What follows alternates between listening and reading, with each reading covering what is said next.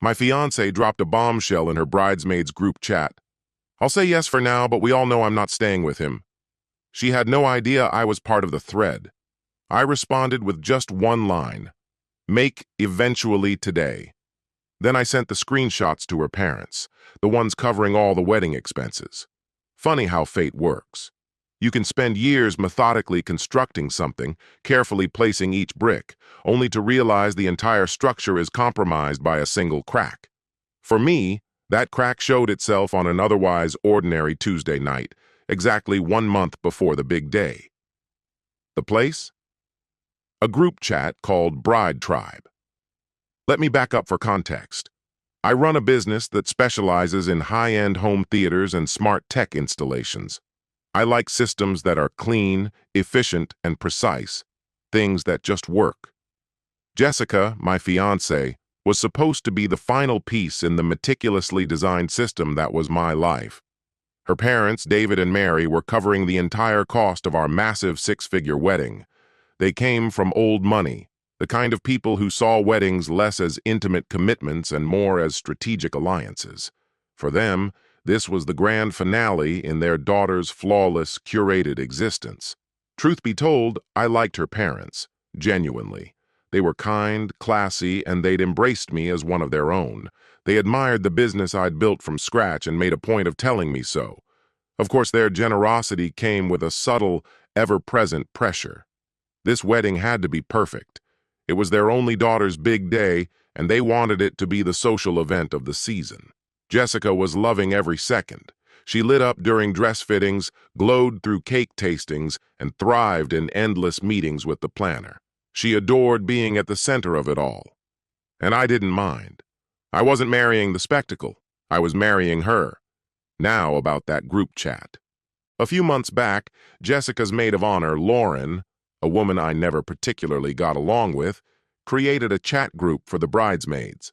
It was meant to coordinate bachelorette events, shower planning, the works. But when Lauren added everyone's numbers, she must have slipped up. One of the numbers was entered incorrectly, just a single digit off. And that digit turned a bridesmaid's number into mine. It was a 1,000,000-to-1 fluke. And for months, I sat silently in that group like a digital ghost. I muted the chat and never opened it. Who cared about dress codes, makeup tips, and petty drama? I figured I'd quietly exit after the wedding. Then, on that fateful Tuesday evening, a single notification popped up on my lock screen. Just a preview of one message. But it hit like a sucker punch. It was from Jessica. He just proposed the most ridiculously expensive honeymoon. I'll say yes for now, but everyone knows I'll leave him eventually. I froze, stared at it. At first I thought it had to be some twisted inside joke, a sarcastic comment I wasn't meant to see. But my gut told me different. I unlocked my phone, opened the chat, and began scrolling, my heart pounding like a slow drumbeat in my chest. And there it was. Not one offhand remark, but a pattern. Message after message. An entire hidden side of Jessica, one I'd never seen, laid bare in black and white.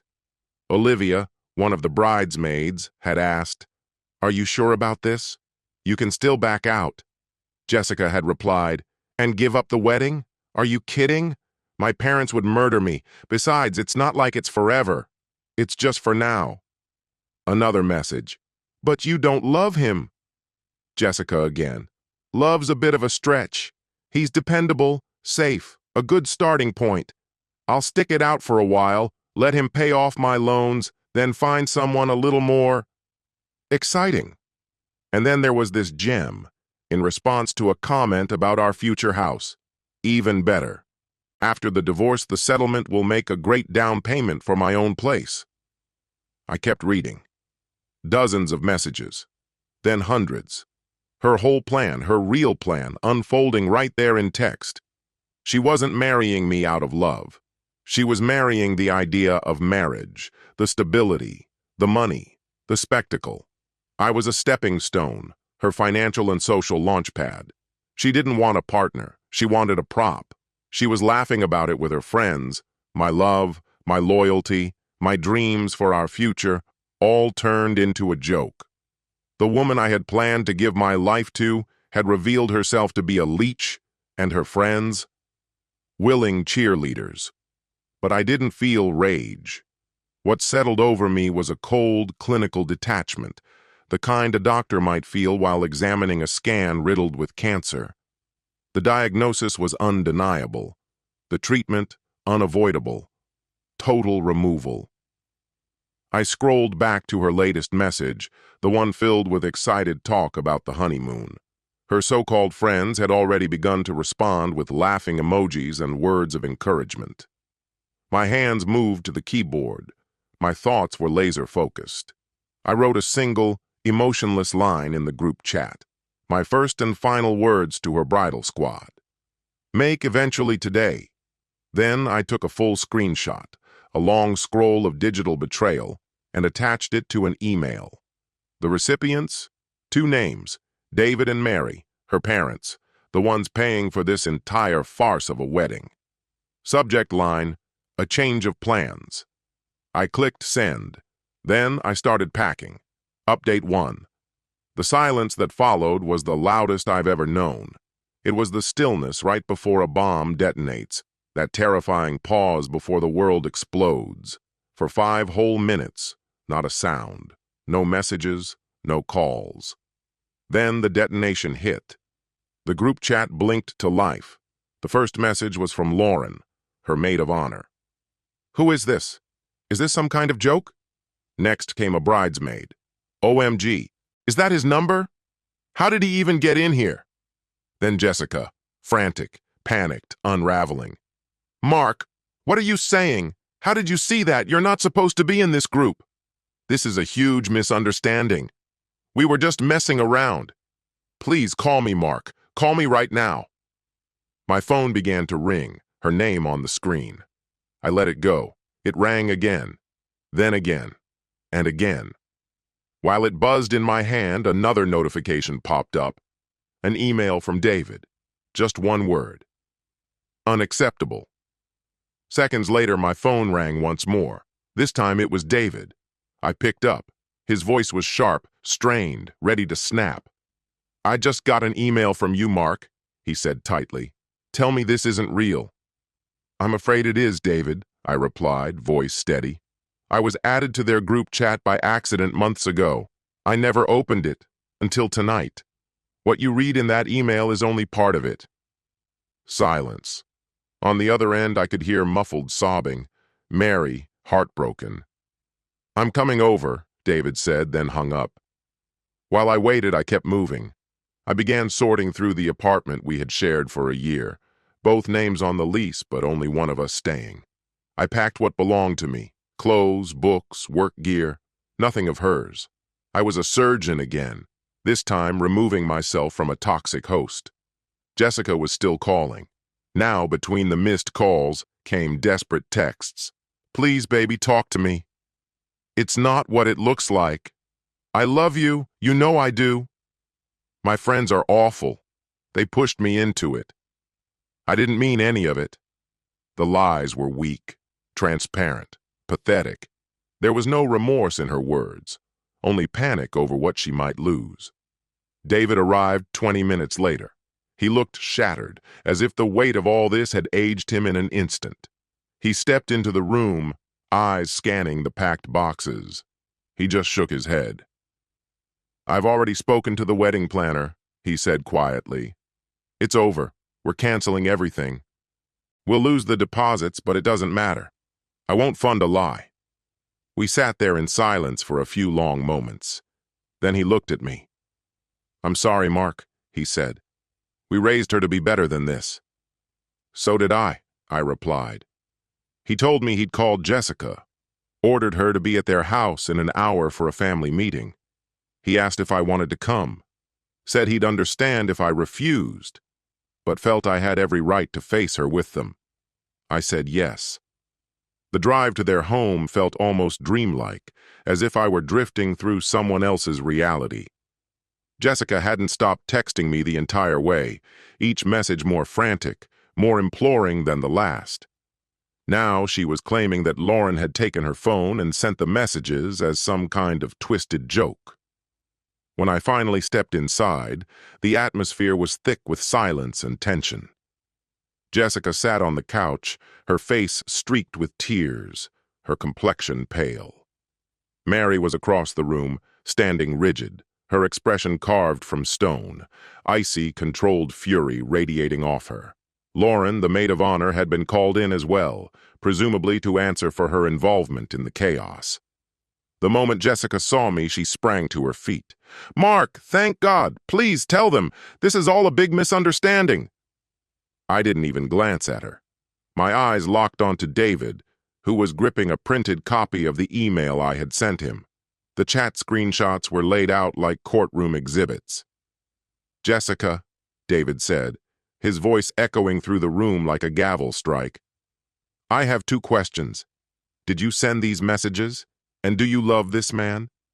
She turned to look at me, then back to her father, eyes darting wildly like a trapped animal searching for escape. It was just jokes. Just silly talk between girls," she mumbled. "That's not what I asked," David said, his tone dropping to a chilling whisper. "Did you write these?" Her composure cracked. A sob slipped from her throat. "Yes," she whispered. "And do you love him?" Jessica said nothing. Her face crumpled further, silent tears falling as the silence stretched into an answer all its own. Mary, who had stood frozen until now, finally spoke. Her voice trembled, barely restrained fury rippling beneath every word. "Out!" she spat, glaring at Lauren. "Get out of my house!" Then turning to her daughter. "And you, pack a bag. You are not welcome here anymore. You've brought shame on this family in a way I never thought possible." Update 2. The explosion I had triggered wasn't a single controlled detonation, it was a fragmentation bomb. The damage spread far and fast, shattering the image Jessica and her family had so carefully constructed. What happened at her parents' home was just the first aftershock. After Mary ordered her out, Jessica completely unraveled. She refused to go quietly, screaming that this was her home, that they had no right. In the end, it was Lauren, no longer the maid of honor, who coaxed her out, dragging her, still shouting from the only life she knew. Naturally, the wedding was called off. But David and Mary did something I hadn't seen coming. The very next day, they sent out an email to everyone on the guest list. It wasn't sugar-coated. It was honest, direct, and devastating. "It is with profound regret that we announce the cancellation of the upcoming wedding between our daughter, Jessica, and Mark. This decision was made following the revelation of an inexcusable betrayal committed by our daughter. We sincerely apologize for any inconvenience this may cause. We especially extend our heartfelt apologies to Mark, a man who treated our family with only kindness and respect, and who deserved far better than the deceit he experienced. They hadn't just canceled the ceremony, they had taken a public stance, condemning Jessica's actions and clearing my name entirely. Rather than hide behind polite silence, they stood by truth and character. I respected them more in that moment than I ever had before, just as I was beginning to distance myself from their world. The financial fallout hit fast.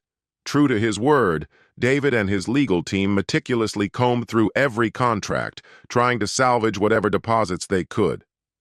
While some funds were recovered, the losses still ran deep. As for me, I walked away clean. I hadn't paid a cent toward the wedding. The apartment, though, was another matter. Both our names were on the lease, but I had no intention of staying in a space soaked in betrayal. Nor did I plan to make her exit easy. I moved out immediately, relocating to a new place across town the day after the breakup. But I couldn't resist one final act, something my lawyer warned against, but which I felt on a visceral level I needed to do. I went back. One last time. Jessica was there, packing what was left of her life into boxes, her face a twisted wreck of tears and fury. She began yelling the second I stepped through the door, hurling accusations and claiming I had destroyed everything. I didn't respond. I walked straight into the kitchen, pulled a can of black spray paint from a bag, and marked a giant X on every wall in the apartment. On the living room wall, I scrawled the words that had started it all. This is only temporary. Then I left, not looking back, while she stood surrounded by the wreckage of what used to be our life together. Right after that, I called the landlord. I explained that my engagement had ended and that I wouldn't be disputing the forfeiture of our security deposit due to the alterations I'd made. I gave him her contact information and told him she would be handling everything from here on out. Later, I found out Jessica had to foot the bill to repaint the entire apartment, and since I made it clear I was done paying anything further, she had to cover the rest of the lease alone. What followed was a slow, steady collapse of her life. Her parents kicked her out, and she ended up crashing with Lauren. That lasted less than 4 weeks. With the wedding that had once been the axis of their social world no longer happening, the two of them turned on each other bitterly. Jessica, for the first time in her life, had to get a real job. She ended up working as a restaurant hostess, a humiliating step down for her, and one she could barely tolerate. Her parents, though still paying off some of her expenses, had essentially shut her out emotionally. They made no effort to hide how disappointed they were. 1 year has passed. I'm writing this from the living room of my new home, a gorgeous place with a spacious backyard and a workshop where I finally have the space to build the furniture I've always dreamed of crafting. My business is thriving. My days are calm, my routine solid, and everything in my life belongs entirely to me now. David and Mary, her parents, and I have kept up a polite, even warm relationship. We've shared a few meals. The guilt they carry over their daughter's actions is obvious, and they've shown me a level of kindness and respect that cuts deep. I believe they see me as the son they wish they'd had. A few months ago, David called me. He said they were selling their old house and moving into something smaller. The aftermath of the scandal had affected their social life to the point where they just wanted to start over. He asked if I'd be interested in buying some of their furniture, knowing I was still settling into my new place. I visited that weekend. The house felt like a ghost of itself, boxes stacked in corners, memories packed away. As David showed me a beautiful old desk, Mary walked in and mentioned that Jessica was upstairs, in her childhood bedroom, gathering the last of her things. She gently asked if I'd be willing to speak to her, even just for a moment. I hesitated. I didn't want to, but something in Mary's expression made me agree. I climbed the stairs and knocked on the familiar door. Jessica answered. The vibrant, self-assured woman I'd once planned to marry was nowhere to be found. She looked fragile, pale, with hollow eyes that barely met mine. "Mark," she said quietly.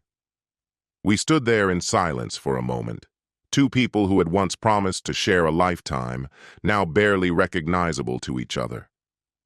"I'm sorry," she murmured, so softly it was almost a whisper. "For everything." It was the first time I'd heard her say those words without a trace of performance, without an ulterior motive, just raw, painful honesty. I gave a small nod. "I know," I replied. That was it. No dramatic closure, no long, cathartic speech, just a quiet, mournful recognition of the wreckage she had brought upon herself.